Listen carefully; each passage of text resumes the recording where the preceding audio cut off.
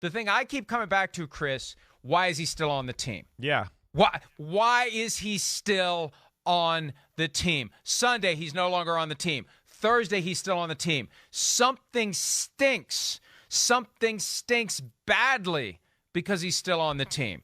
And look, I think there's a chance that he would play through this ankle that needs surgery. And they're really painting themselves into a corner with the MRI shows the bone and this and that, and he needs surgery. And, we've got 2 doctors now that back us up. And, okay, fine. If he gets released and the Chiefs sign him, what's your explanation going to be then? And maybe they don't care. Maybe this is all Machiavellian. I want out, and I want to keep playing. Well, so that's what he's done before. To play against the Buccaneers. Right. That's where it's weird. That's where it's weird, because we've seen him pull these type of shenanigans before, to where you just go, okay, I don't doubt you're hurt. I'm just not sure if I believe everything you're saying there. I'm just not sure it all connects. So there's some things, whether you talk about the statement and what are they exactly trying to accomplish here. The what you just mentioned there, I think you add that to it. That's where I am conflicted with what is actually going on here, what is trying to be accomplished. The other thing I just wanted to ask you too, Mike, is so there's nothing he couldn't at the year's end, and you're awesome at this stuff. This is I gotta pick your brain. He couldn't after the year sue the Buccaneers in some way to basically be you made me look bad. I'm losing the term I wanted to use. You made me look bad. You forced me on the field. You made me play through injury. You ruined my career, that type of thing. There's no consequence, you don't think, for the Buccaneers if he took that route here and was proven correct with all that he said in this statement? There's nothing he can do there? Any potential legal claims he would have against the Buccaneers fall under the collective bargaining agreement and the grievance process, and it's not nearly the same freedom that you would have if you were a private employee with no union representation. It's part of what you sacrifice when you have a union. You have a much more streamlined and simplified and limited range of rights at your disposal if something happens that you don't like. And I just look at it this way. I've been covering the sport every day for 20 years, and I've never heard of anyone even thinking about making that kind of a claim when stuff like this happens. Yeah. This isn't the first time that a team has tried to squat on a guy, or a team has tried to make a guy look bad, or a team, for its own selfish motives, has painted a guy as being bad or crazy or whatever. So I still feel like at the core there's a concern from the Buccaneers that he's going to end up somewhere else. And nobody wants to be the one. And this is the guy who, it's amazing. It's amazing how he has managed to avoid any and all scrutiny, question, criticism, whatever. And he'll meet with reporters today, and I have a feeling he'll have a very limited range of things he will say, and we'll hear the buzzwords empathy and compassion again. But Tom Brady, he's the guy that everyone's tiptoeing around, at least in the Buccaneers organization. I firmly believe that at the end of the day, the reason that Antonio Brown is still on the team is they want to be 100% sure there is no chance that anyone ever has to tiptoe toward Tom Brady and say, sorry. Yeah, maybe. Sorry, Antonio Brown had 10 catches for 152 yards and 2 touchdowns in the game that knocked us out of the playoffs and kept you from getting your 8th Super Bowl. Sorry. Yeah. Sorry. I know. Maybe. Sorry. I feel like that's where this is all coming from, because we know. We talked about this yesterday. Yeah. He's the guy that's got the juice. He's the guy that's in charge. He's the guy that ownership wants to keep coming back and coming back and coming back. As long as he fills that stadium, they want him coming back and coming back and coming back. That was the objective last year. I remember when Bruce Arians was constantly calling out Tom Brady. Remember that early in the year, 2020? Right. Constantly. Right. And it stopped. Well, look, ownership knows that they're coming to see Tom Brady. They're not coming to see Bruce Arians. Yeah. They're not coming to see anybody but Tom Brady. So I feel like he's still on the team because they want to be 100% sure there's no way Antonio Brown is going to show up anywhere else. And even if this ankle is truly injured, and even if the Toradol shot was wearing off, and even if he needs surgery, They don't want to give him any sliver, any opening, any possibility of playing for someone else this year. I still think that's the final explanation. I think so, too. Even if he's telling us it's going to be a tough act. Yeah. It's going to be a very difficult tightrope for Antonio Brown and his agent and his lawyer to walk after what they said last night. But, the hashtag that his lawyer is trying to create is cut and cage. Basically, they cut him or they claim he's cut, and now they're putting him in a cage and not letting him go. There's nowhere to go. If you can't play because of your ankle injury, there's nowhere to go other than to the operating room. That's where I was. There it is. I know. Hashtag cut and cage. You're not being caged because you can't fly away. Right. You're not supposed to be able to play. I thought you might get surgery. You went to the hospital special surgery in New York where all the great surgeons and experts are. So that's where I was getting to earlier a little bit, to where it just doesn't quite line up. That's where I'm just like, what are we trying to accomplish here? I don't know. Are we just going to have surgery and we're done? Or are we really trying to get out of the cage and go play for the Chiefs or the Rams or the Packers? And I agree with you. I do think it's, yes, Brady related. And, of course, the rest of these guys are competitors too. Bruce Arians, Jason Licht, they don't want to see him on another team either. They want another ring.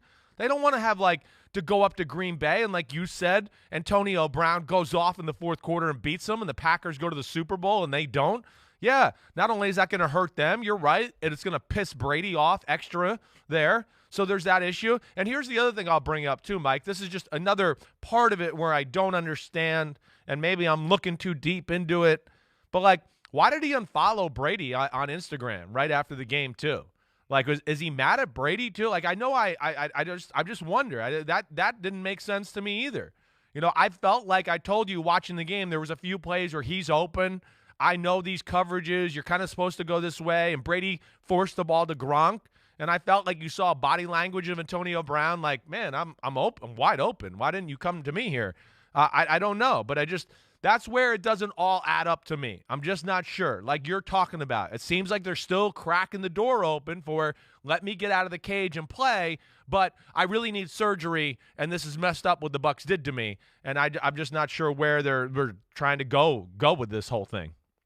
And this entire public display is really something that's going to make it difficult for anyone to warm up to him next year. Now, look, we've seen time and again stories bubble up and they go away and everyone moves on and they tend to forget about it, but it's hard with Antonio Brown. There's been too many of these issues. And the only reason he got the opportunity in Tampa Bay last year was because Tom Brady, based on one game with him in 2019, as a member of the New England Patriots, realized this guy's special. I mean, that's the bottom line. Even though he's creeping deeper into his 30s, he still plays at a high level. He does. And that's the thing that could give him another opportunity, that could be his saving grace in 2022 or 2021 if he finds his way onto the list of available free agents, or if someone claims him on waivers. I think he's going to want to clear waivers just like Odell Beckham Jr. did. It's just an odd situation. And it was unprecedented the moment that he stripped down to his game pants and ran off the field. And the way it's been handled on the back end is unprecedented as well. And everyone looks bad in this. And, my overriding point, and this came out in his statement yesterday as well, I'm not defending Antonio Brown. What I'm trying to do is make sure that we don't take the bait that the Buccaneers want everyone to take, which is he's a bad guy. Right. And so take his rights away. Disregard whatever rights he has. Yeah. Everybody has rights. Right. And there's no greater challenge than remembering that at a time when the person who has the rights is unpopular. And that's the point he made when he said that I acknowledge my past, but my past doesn't make me a second-class citizen. My past does not forfeit my right to be heard when I am in pain. That's why I've been vigilant this week about keeping an eye on his rights. It's not about saying he's right. Yeah. It's about saying he has rights, and let's not trample on his rights simply because he's been a major pain in the ass to many, many people over the years. That does not forfeit the rights that you have under the collective bargaining agreement, whatever applicable laws may be out there relevant to the situation, although the CBA really is the law of the land for 99.9% of the things that would come up here. But he does have rights.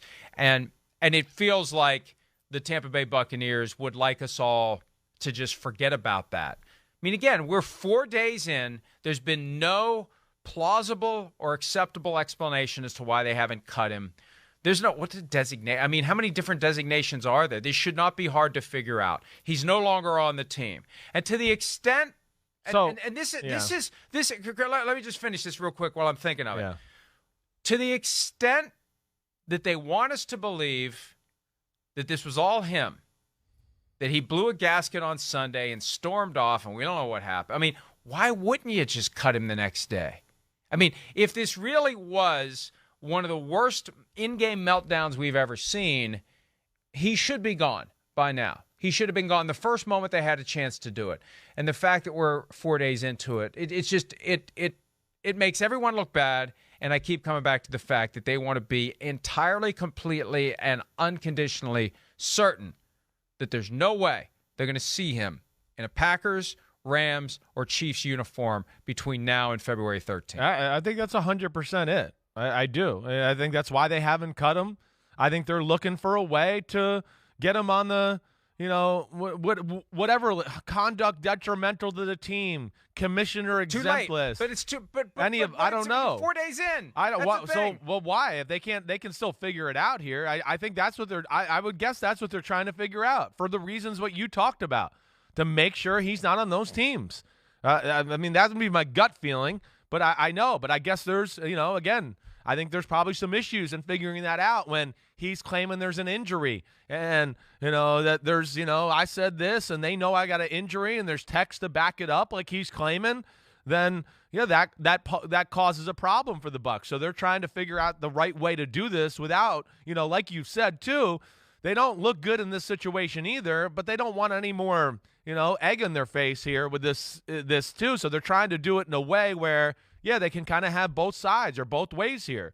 At least that's what it looks like, just, again, reading the statement, the stuff we've seen so far this week, that would be my, I don't have pasta and meatballs in my gut. I got steak and mashed potatoes. But, that would be my take on that. Hi, I'm Mike Tirico, and thanks for watching. Make sure to hit subscribe for the latest news and highlights from NBC Sports.